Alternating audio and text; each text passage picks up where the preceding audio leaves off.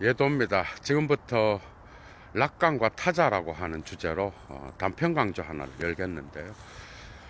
시국이 시국인지라 예도가 존재의 숲에서 산 쪽으로 조금 안쪽으로 들어왔습니다.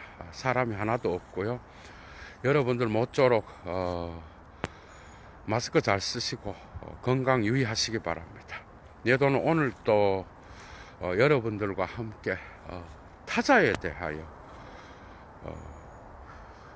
이것이 어떤 의미를 갖는지 락강에게 있어서 락강의 세미라 강좌를 계속 이어나갑니다. 여러분, 타자에 대한 이 주제는 락강에게서 정말 매우 중요한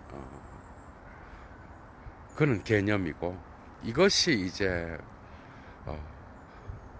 락강의 어떤 상징계, 언어와 더불어서 상징계를 완성하는 그런 개념이에요, 여러분. 그래서 이 강좌 역시도 단편 강좌로 들어가지만은 락강의 세미락 강좌에서 아주 중요한 결정적인 그런 특징을 갖고 있고, 특히 락강 읽기에서 오늘 헤겔과 하이데거가 나오는데요. 여러분들 참 중요한 이야기들이 많이 나타납니다. 여러분, 꼭 유의하시고요. 예도와 더불어서 사유여행에 참여해 주시면 감사하겠습니다. 사실 이 타자의 개념은 무의식에서 문자가 차지하는 기능에서만 나타나는 게 아니라 에크리의 아주 다양한 논문들에서 나타나요. 정신분석에서 말과 언어의 기능과 영역, 여기에서도 나타나고, 특히 이 폴리트가 프로이트의 부정에 대한 논평을 했는데 그 인문과 응답, 이런 제목을 갖고 있는 논문들에서도 나타나고, 주로 이런 것에서 나타나고 있습니다. 특히 이 폴리트가 프로이트의 부정에 대한 논평을 한 거기에 대한 안내라는 제목의 그 장을 보면 이런 말이 있어요. 타자는, 무의식은 타자의 담론이다, 이런 게 있어. 그런데 사실 이것은 원문으로 보면요, Le conscience de discours de l'autre, 그래서 그냥 무의식은 타자의 본능이다가 아니라 무의식적인 것, Le conscient, 무의식적인 것, c'est, 그것은 뭐뭐이다잖아, 그죠? 그것은 c'est de discours de l'autre. 그래서 대타자의 담론이다, 이렇게 해야 이게 맞는 거야. 그러니까 무의식은 타자의 담론이다는 이걸 축약해서 번역한 건데, 무의식적인 것은 것, 직역하면 무의식적인 것, 원문에서는 곧 그것은 타자의 담론이다, 이렇게 나와 있어. 그래서 르꽁시영스랑 르꽁시영이라고 하는 이 명사랑 형용사를 명사로 바꾼 요 부분은 어떻게 보면 아주 많은 차이를 나타내. 그러니까 에틱이라는 단어랑 에티크를 써서 레티크 이렇게 해서 윤리를 윤리적인 것으로 바꾸었던 레비나스의 어떤 그러한 개념에서도 우리는 볼 수가 있어. 그러니까 단지 그냥 명사를 바로 써버리면은 그게 이제 존재론적 개념이 축소되는 느낌이 있어요, 여러분. 그런데 이걸 형용사랑 더불어서 무의식이 아니라 무의식적인 것, 르꽁시영, 그리고 강조하고 세, 그것은 뭐뭐이다, 이렇게 나가면 뭔가 존재론적 개념이 확장된다라는 느낌이 있어요, 여러분. 그래서 여기서 타자는 대타자를 대문자로 사용하고 있다라는 거. 그러나 이제 곳곳에서 나타나죠. 사실 상상계에서 대타자는 어머니죠, 그죠? 잃어버린 기억으로서 어머니인데, 상징계로 들어오게 되면 언어와 법, 그 다음에 상징계를 지배하는 사회적 질서, 거기에서 소타자들, 타자들로 구성된, 그래서 언어를 사용하고 그 언어에 기속된 채로 법률을 지키는 그런 소타자들과 더불어서, 그죠? 거기에 맞추어서 살아가는 이 소타자들과 그 다음에 언어와 법을 지시하는 대타자는 상당히 차이는 있지만 대타자에 맞추어서 거기에서 살아가는 자들, 이렇게 생각을 하면은 이 타자 개념이 어느 정도 정리가 된다고 볼 수 있어. 그러니까 락강은 이 타자의 개념을 갖고 오면서 이 상징계에서 상호 주체적 놀이를 강조하게 되는 거예요. 그러니까 기표가 떠돌아다니고 기표의 연쇄에 의하여 상징계의 질서가 확고하게 구조가 성립되었다라고 한다면, 그러나 자아와 타자 그리고 타자들끼리의 상호 주체적 관계, 사실은 이 자아와 타자는 정해져 있는 게 아니야. 여러분 강좌를 듣고 있는 여러분들이 예도의 입장에서 보면은 타자고, 그죠? 그리고 여러분들의 입장에서 예도를 보면 예도가 타자인 거예요. 그거는 상호 주체적인 거야, 여러분. 그리고 정신분석적인 어떤 개념에 있어서 그 분석자와 피분석자 사이의 어떤 상호 주체적 놀이, 이런 것에서도 타자의 개념이 매우 중요했어. 그런데 락강이 사용하는 이 타자는 철저하게 헤겔의 정신현상학에 영향을 받고 있습니다, 여러분. 그러니까 헤겔의 정신현상학에 있어서의 이 타자 개념을 갖고 온 이유는 다스 안더러, 이걸 갖고 온 이유는 거의 두 가지로 볼 수가 있어. 우리가 이 상징계에서 나타나는 이 타자 개념을 분석해 볼 때, 첫 번째는 특히 노예와 주인의 변증법에서 헤겔이 자기 분열적인 거죠. 그리고 타자에 의해서 자기 의식이 확정된다는 듯한, 거기에서 또 베기얼더, 욕망의 투쟁이 나와. 그러니까 자아와 타자 간의 욕망의 놀이, 이런 것들을 탁월하게 묘사한 시인으로 볼 수 있는 거야, 헤겔을. 그리고 두 번째의 어떤 큰 의미는 자아는 언제나 자아의 주체, 주프젝트, 이거는 또 헤겔한테서는 또 되어가는 실체가 되기도 해, 그죠? 그러니까 이 주프젝트, 이 주체가 타자에 의하여 형성된다라는 거. 그러니까 이 타자들의 시선에 의하여 욕망투쟁을 하는 과정에서 자아는 결코 자기 스스로 주체를 만들어가는 존재가 아니라 타자의 어떤 시선에 의하여 만들어져 가는. 그래서 욕망은 언제나 데지흐죠, 그죠? 불어로. 그러니까 베기얼더, 독일어로. 이 욕망은 이 자아가 타자에게서 인정을 받으려고 하는 거야. 이런 것들을 레가흐, 그래서 응시라고 말하는데, 이 응시의 핵심적 개념은 예도가 여러분들을 보고 있어, 그죠? 예도가 여러분들을 보고 있는데 예도의 시선이 여러분들에게 맞닿아 있는 거예요. 그러니까 응시는 예도의 시선에서 나오는 것 같지만 사실 그 시선은 타자가 거기에 대하여 응하느냐 마느냐, 그게 대상 쪽으로 가 있는 거야.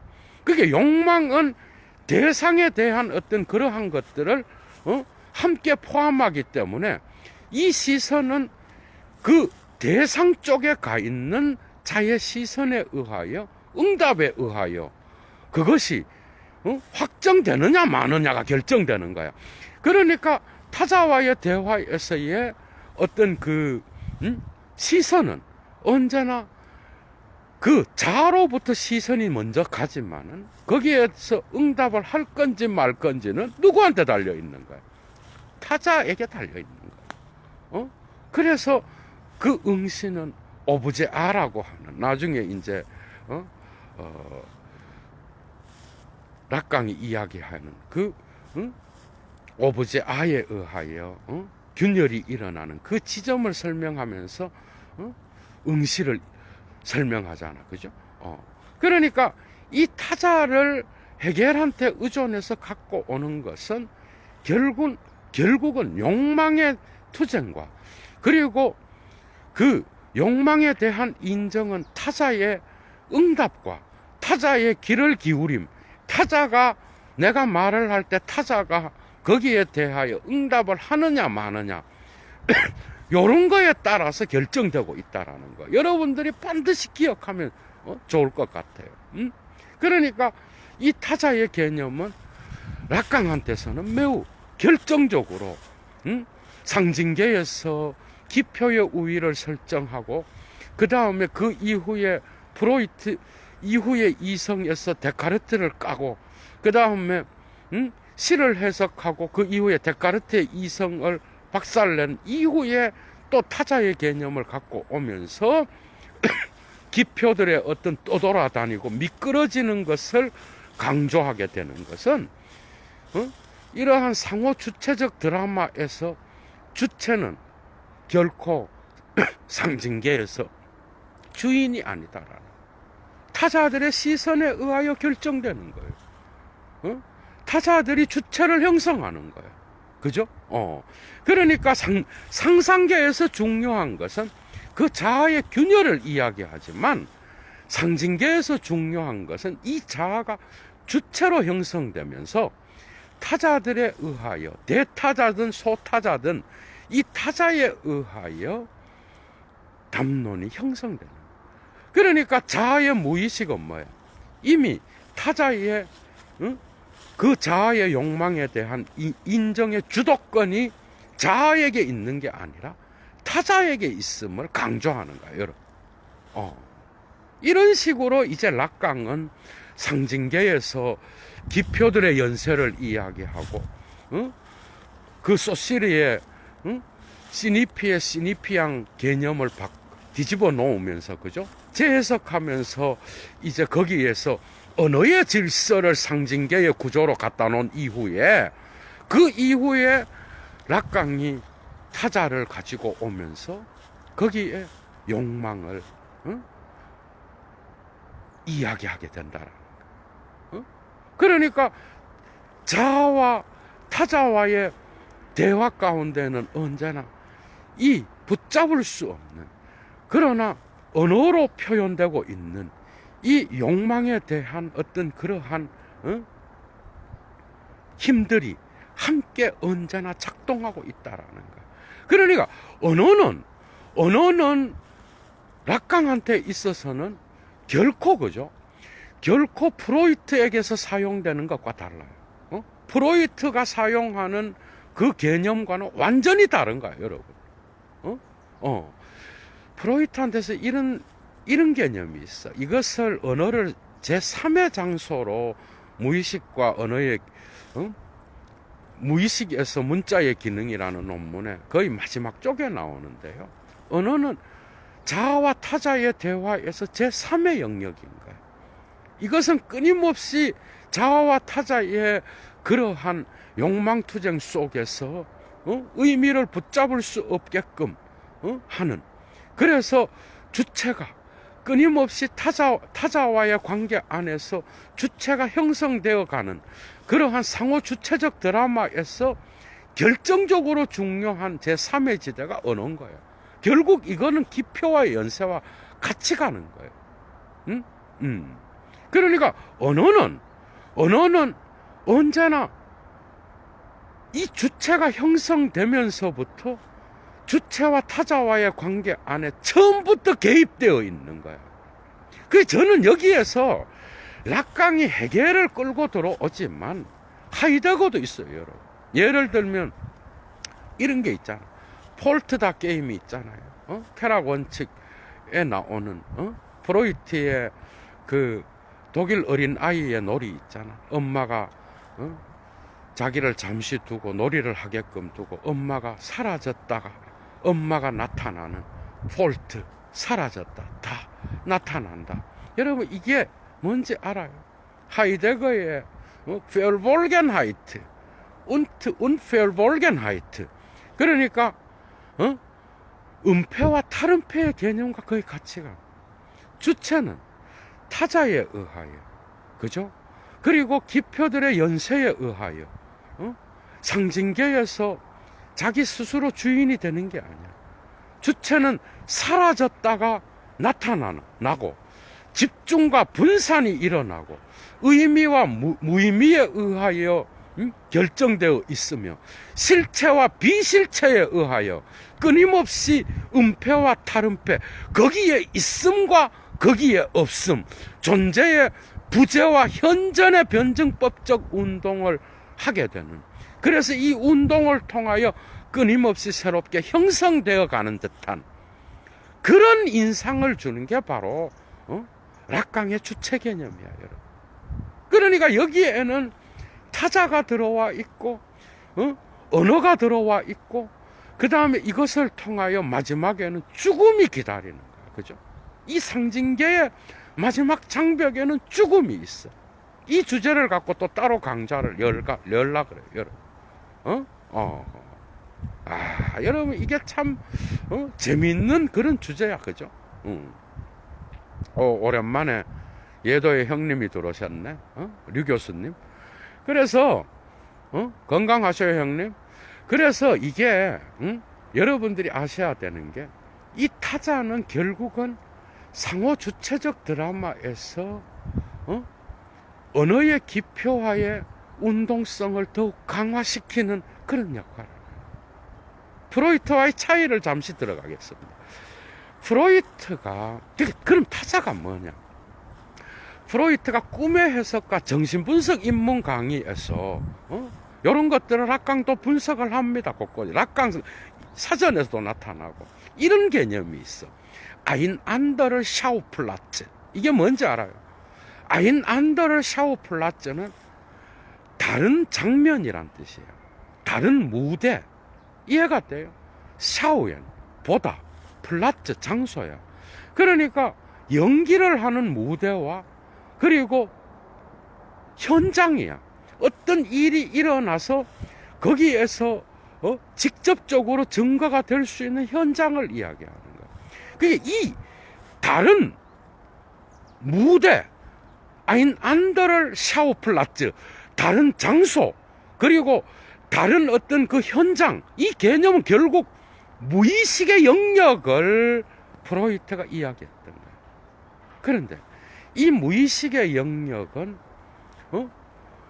프로이트에게서 결정적으로 중요한 건 이것 역시도 타자의 개념.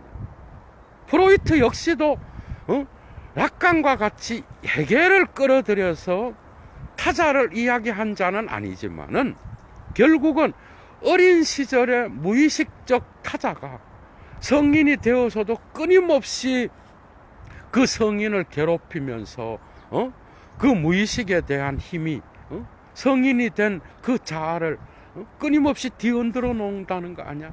그래서 사회와 질서, 그래서 거세공포증 이후에도 성인이 된 자에게 괴롭히기 때문에 그가 사회의 현실 원칙에 직면해 가면서 자기 자신의 이 무의식적 본능을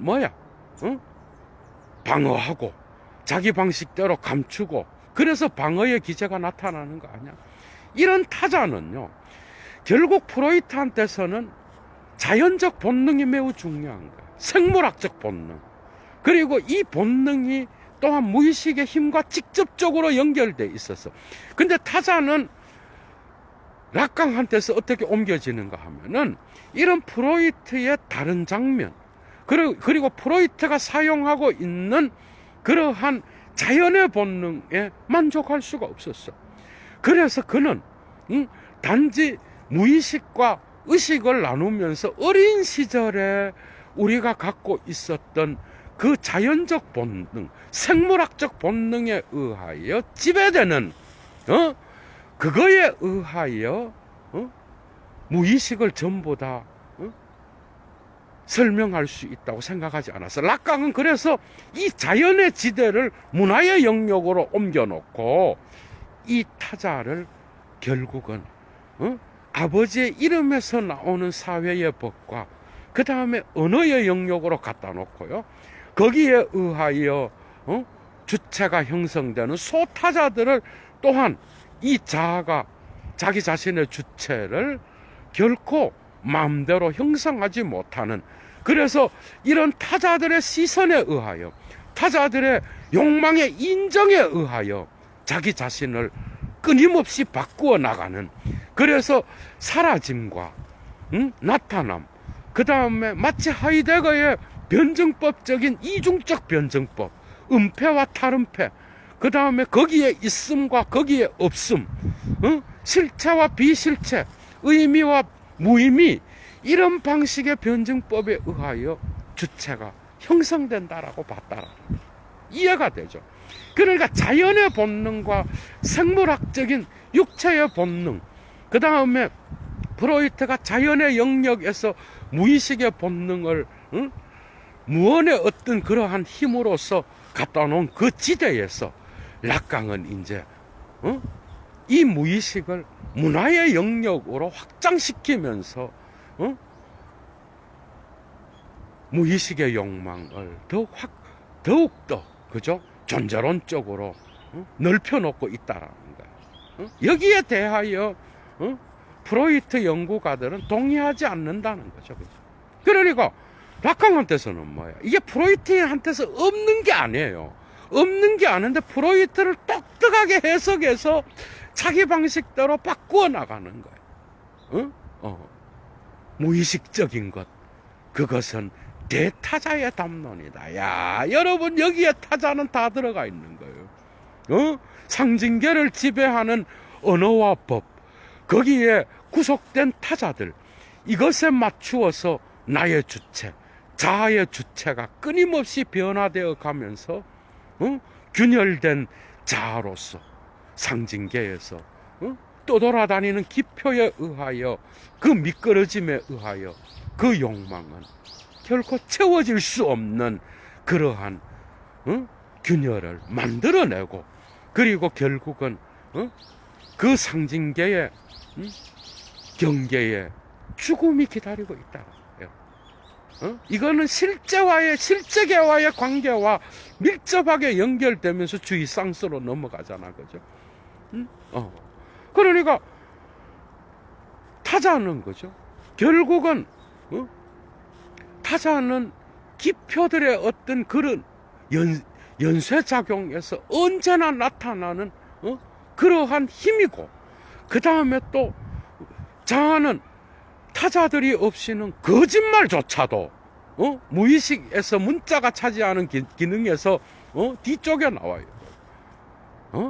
거기에서 뭐라 그래? 타자가 없이는 거짓말조차도 가능하지 않다 그래요. 그러니까 거짓말조차도 가능하려고 한다면 그 자아의 말을 들어줄 수 있고 자아의 시선에 응답할 수 있는 그러한 응시를 역응시로서 대응할 수 있는 타자에 기대고 있다. 이런 투쟁들은 이제 지적을 통하여 또 다른 사회 철학으로 변질되어 가죠, 그죠? 그래서 이런 기초적인 그런 락강 읽기가 정말 중요한 거예요, 오늘날도 여러분. 우리에게서 나타나는 그런 오늘날에 우리가 살아가는 이 사회의 질서 속에서도 그래요.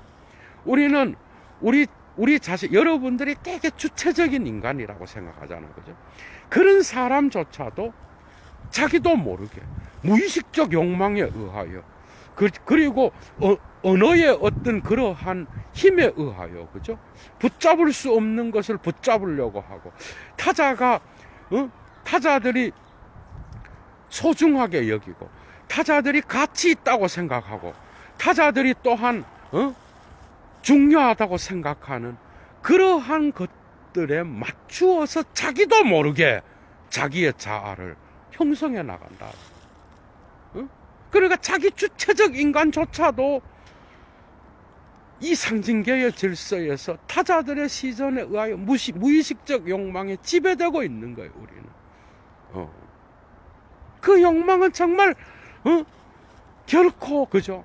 결코 우리가 완전하게 잡아낼 수 없으면 그 시선에 의하여 변형될 수밖에 없는 자아의 무능력함인 거야. 거기에 타자는 결코 이 자아의 욕망에 맞추어주지 않습니다. 그 시선은 결코 일치될 수 없어. 언제나 그 타자와 자아는 상징계를 지배하는 언어의 질서에 기속되어 있거든요, 여러분. 이런 관점에서 이제 타자와 자아의 상호 주체적 욕망 투쟁과 그 다음에 타자들의 시선에 의하여 결정되어 가는 이 자아의 상징계에 있어서의 무능력함, 그리고 주체는 결코 자기 자신의 어떤 확실성, 자기가 가지고 있는 인식의 능력에 의하여 결정되는 게 아니라 타자들의 담론, 타자들의 시선. 여기서는 마치 사르트르의 존재와 무에 나오는 거죠. 타자는 지옥이다. 아주 유명한 헤겔. 그러니까 결국 헤겔 해석에서 사르트르도 자기의 타자 개념, 대타 개념을 갖고 가잖아, 그죠? 여러분들 이런 개념들. 그런데 락강은 이거를 또 다른 방식으로 해석해서 자기의 타자 개념을 확정하면서 그 다음에 그 상징계의 질서를 이제 언어의 놀이, 거기에서 상호주체적 드라마, 결국은 이 타자를 가지고 오면서 이제 상징계에서 등장인물들이 다양한 방식으로 확정되면서 상징계의 질서가 강력한 생명력의 운동력을 갖게 되는 거예요. 결국은 자아와 타자의 이 투쟁은 언어의 심연 속에서 무의식적 욕망으로서 채워지지 않는 끝없는 드라마로서 기표의 미끄러짐, 기표의 분산, 기표의 운동에 따라서 그 심연 속에서 빠져나오지 못하는, 결국 타자는 자기 자신의 타자의 목소리를 듣는 거야, 무의식 속에서. 결국 이런 것들은 프로이트와도 연결이 되는 거예요. 이 심연에 빠져서 허우적거리는 이 자아의 욕망, 결국 이것은 자기의 무의식 속에 있는 타자의 담론으로 해석될 수 있다라는 거예요. 이런 것들이 정말 우리에게는 결정적으로 중요한 거예요, 여러분. 타자. 굿모닝, 선생님. 그래서 우리는 이 타자가 락강한테서 해석되는 그 방식이 헤겔한테서 변형되어서 나타나는 것은 확실해요, 여러분. 그러나 이것이 언어랑 연결되면서, 그러니까 헤겔의 욕망은 어떤 힘으로서 나타나잖아, 그죠? 무의식은 결국은 힘이야. 주인과 노예의 변증법에서 노예가 주인을 바라보는 시선과 그 다음에 역으로, 그죠? 주인이 노예를 바라보는 시선은 언어보다 훨씬 더 앞서 있는 욕망의 힘을 설명할 수 있는 그런 개념이야, 그죠? 그런데 여기에서는 타자와 자아의 대화가 일어나는 거잖아.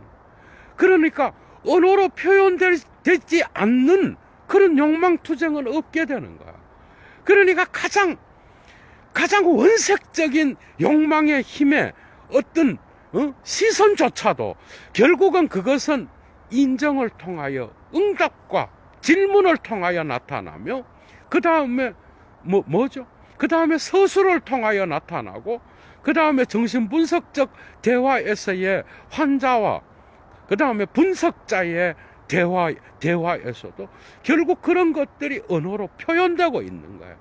그러니까 이런 상호 주체적 드라마는 우리가 일상에서, 여러분, 그게 이 하이데거의 영향이 락강한테서도 상당히 큽니다, 여러분.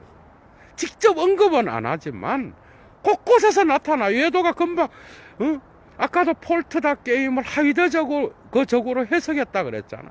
그런 것들도 동일한 거야, 여러분. 그러니까 그 상호 주체적 놀이는 단지 뭐야?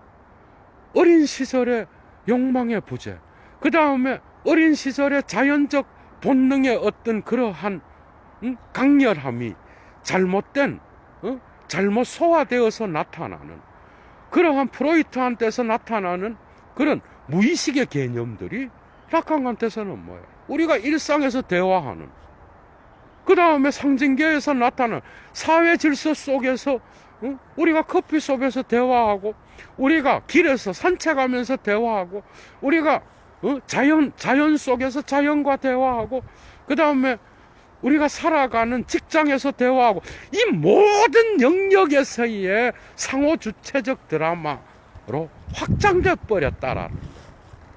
여기에 대하여 프로이트 전문가들과 다른 락강 학파에 속해 있지 않는 정신분석자들은 상당히 의아해 한다라는 거예요. 이러한 확장에 대하여. 그러나 저는 그렇게 생각합니다. 그런 사람들이 문학을 알고 시를 알고 인문학을 알고, 정말 그런 사람들이 락강과 같이 이러한 철학적 담론의 깊숙한 점들을 전부 이해하고 있을까? 단지 단순히 형이상학으로 매도해서, 그죠? 락강의 이러한 의도들을 제대로 파악이나 할 수 있을까 하는 게 예도의 또 다른 의문이에요, 여러분. 임상실험한 자들이 철학을 얼마나 알겠어요, 여러분?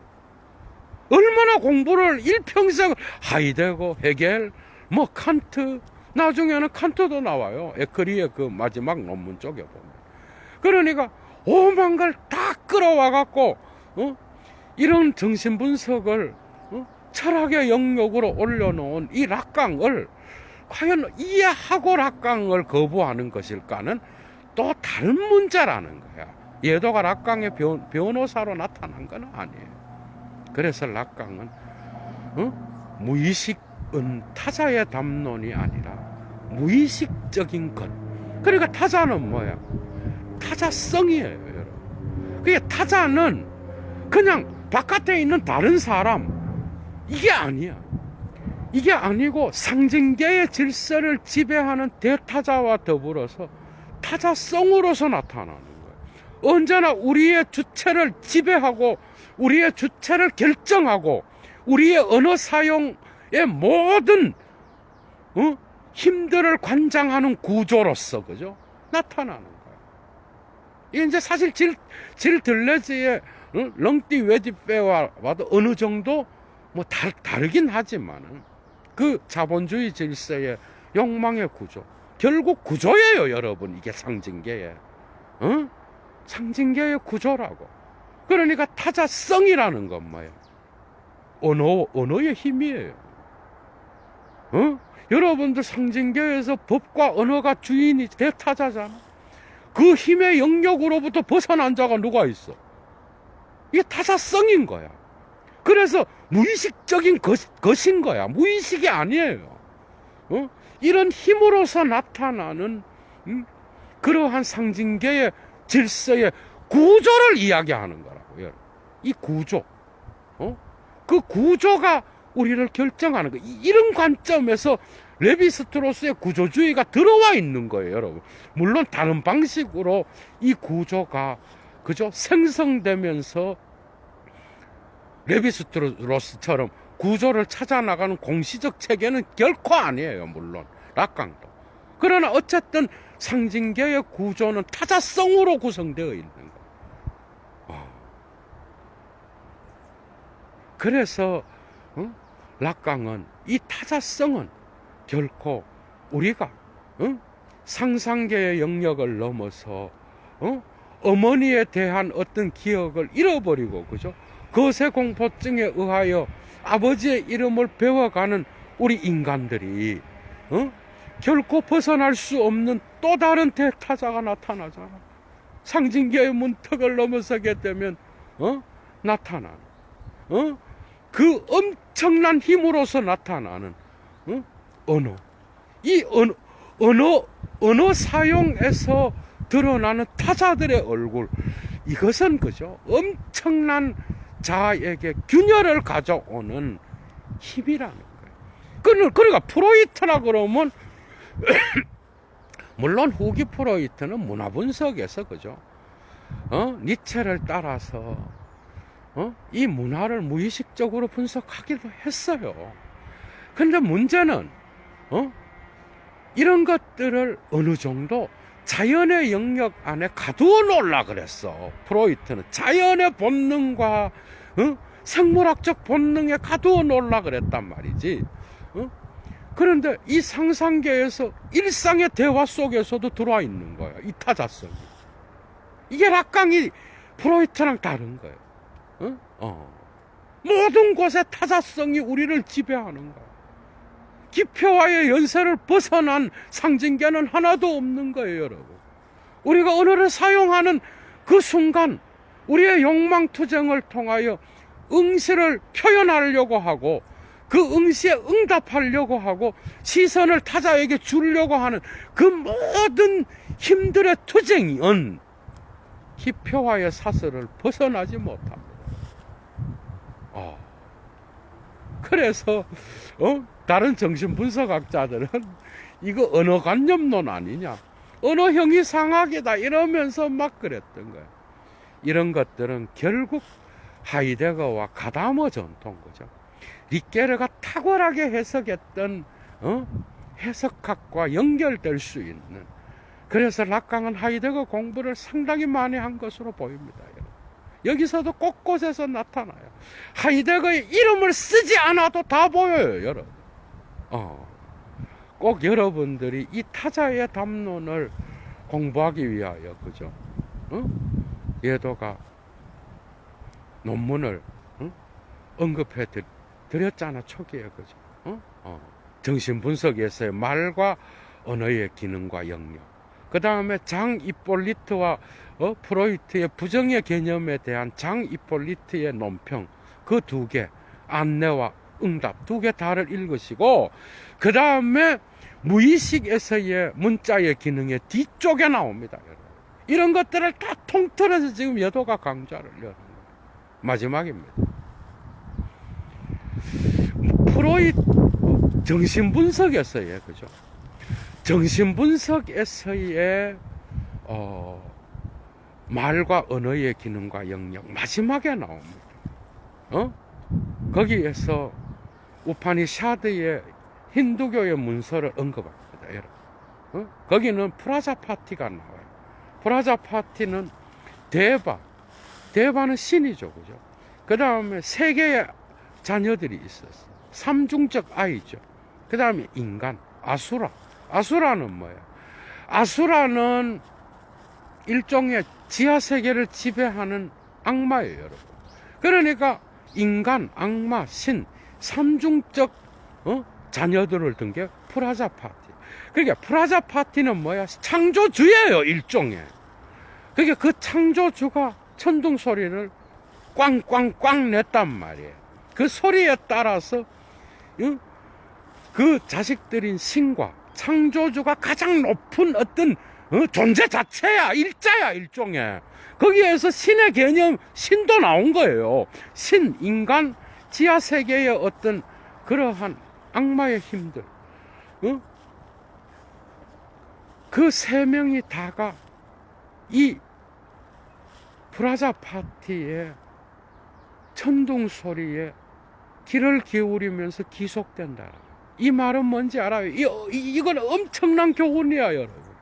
락강이 이것을 언급하면서 53년도에 발표했던 말과 언어의 기능은요, 왜 이걸로 끝나는지를 이야기하면서 예도가 강좌를 끝내려고.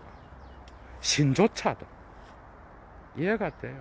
대바신조차도, 그리고 지하세계를 지배하는 그러한 악마들의 신들조차도, 그 다음에 인간조차도, 이 세계의 모든 존재자들은, 신이라고 이름하는 자조차도 언어의 힘에 기속되어 있음을 이야기하려고 했던 거예요.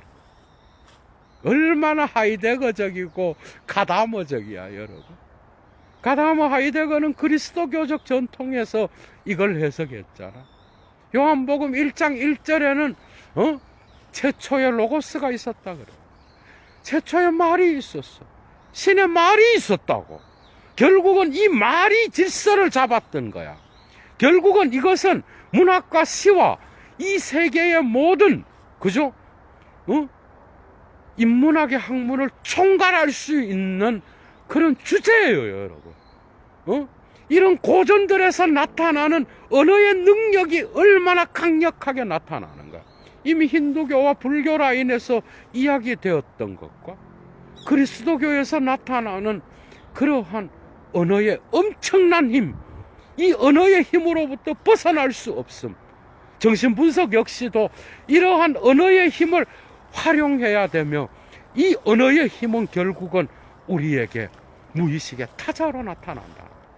이런 것들을 이야기하려고 했던 게 락강이었다. 여러분, 이제 이해가 돼요? 결코 우리는 그 힘으로부터 벗어날 수 없는 거예요. 어느 관념론을 백날 이야기하면서 락강을 비판해봐도, 그죠? 락강의 말이 맞지 않나요? 우리가 어떻게 그것을 벗어날 수 있어? 그것은 위대한 세계 종교의 고전이 이야기하고 있다는 거예요. 결국 우리가 하는 게 아니라 우리는 언어의 힘에 기속된 채로 언어를 사용하고 있다. 이 힘은 우리의 무의식과 의식을 통틀어 지배하는 우리의 존재론이라고 하는 것. 락강 역시도 이것을 이야기하려고 했다라는 거. 여러분들 반드시 기억하시고, 이 타자의 담론을 이야기하는 에크리에서 꼭 찾아서 1차 자료에 접근하시기 바랍니다, 여러분. 얘도 물러갑니다. 재밌었죠? 감기 조심하시고, 그죠? 그 다음에 좋아요 잊지 마시고, 그리고 얘도 강좌를 꼭 후원해 주시기 바랍니다. 주스!